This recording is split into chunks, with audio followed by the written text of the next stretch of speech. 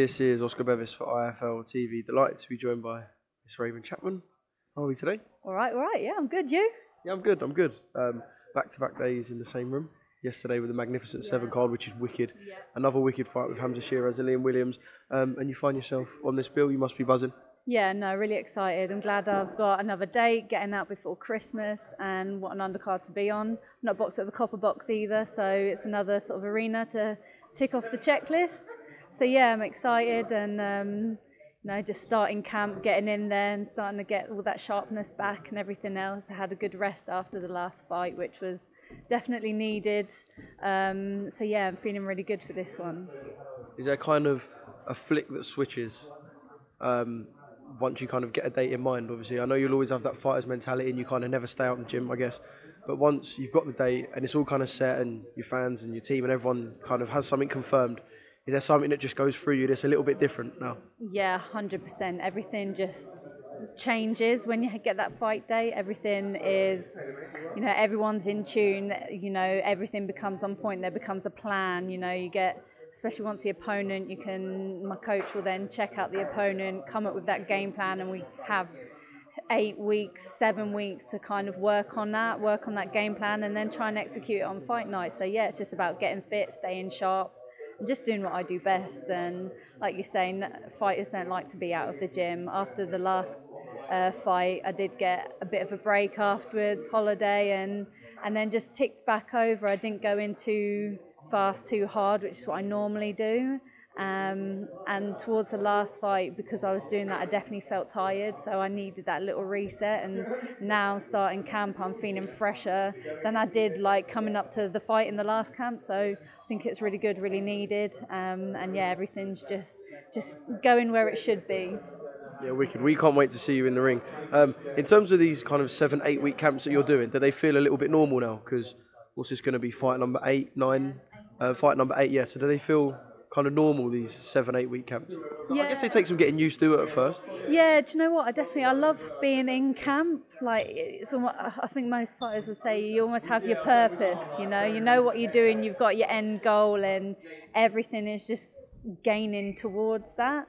So I love being in fight camp. It means I get my nutrition on properly, I know exactly what I'm eating, know exactly when I'm training. Everyone's just telling me what to do, takes any stress off me, and I just follow the plan and just go where I'm told, basically, and just takes that pressure off. And I trust in my team, and they all know what they're doing, and they know how to make sure they get the best out of me, and I just give them 100%, and that's all you can ask for. That's a very box of things, I can imagine, for most people, at least for me especially. It would be my worst nightmare, people kind of telling me and me having to follow like a robot. But I guess it's like a fighter's mentality. You just want to be doing as little as possible. And what you are doing is what people are telling you. So everything's kind of perfect. Yeah, no, that's 100% true. My S&C coach, Nathan, definitely, he ends up my blooming PA in camp. Have you messaged this person? Have you done that? Have you done this? Have you eaten? Have you got all your prep? Have you made your food?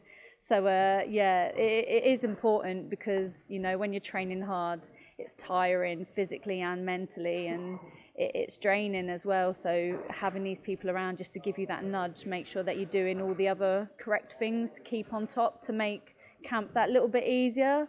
Just you can't. I couldn't have a better team than what I have now. And all gearing towards a big performance on December the 2nd. You don't have an opponent yet. There was talk of you going down in weight. You don't know what weight it's going to be at yet. So there's still kind of that little bit of the unknown, as much as you've got the date, etc. What do you want specifically? What are you after? Is there anyone there specifically in talks with at a certain weight? Or what kind of details can you give us as of today? So yeah, at the moment they're still in talks with my opponent, just trying to lock that in. Yeah, there's that potential to go down weight, which is something I never ever thought I would say. I was always adamant, I'd never go down. If I changed weight, it would definitely be going up. But does that mean more difficult nutrition now? Yeah, so I've actually been speaking to a nutritionist, Jack Coke. I've just got him on board, and already first week of working together, my diet's changed up massively. And like you're saying, being told what to do, I think I forgot actually with food, being told what to eat and how much and what and everything else, and not getting overwhelmed in the supermarket because I'm like, shit, I don't know what to eat. massively help. So I think that's going to be another sort of little game changer as well for this fight. So if I do end up going down, I've already got those tools in place that are going to help me make that weight. And it is going to be a struggle. It means I'm not going to be able to get my daily chocolate bar, which, you know, keeps me sane in camp. But yeah, as long as I can make the weight safely and do it, I'd probably have to lose a bit of muscle mass, things like that, just to make sure I'm doing it properly, because as I stand now, to get to that weight, I wouldn't be able to do it safely without losing muscle.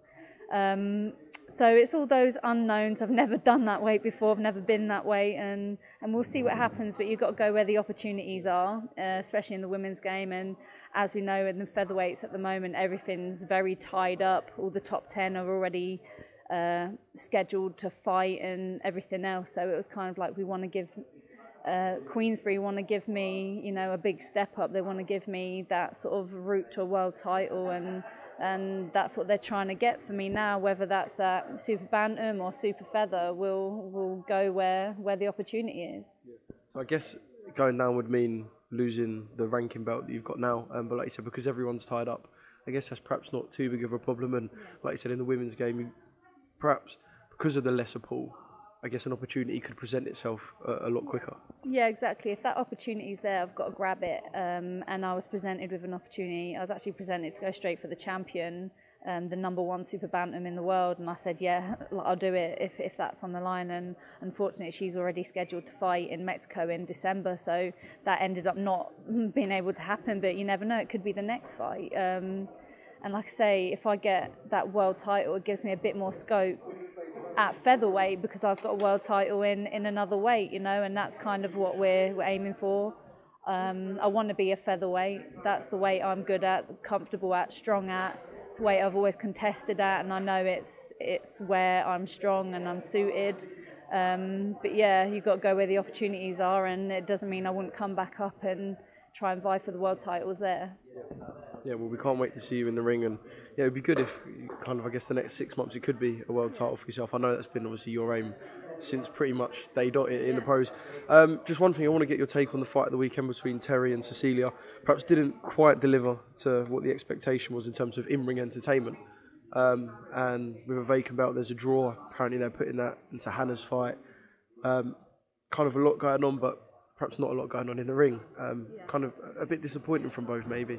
Yeah, I think both fighters will be a little bit disappointed, and they were both a bit tentative of each other, both a bit awkward.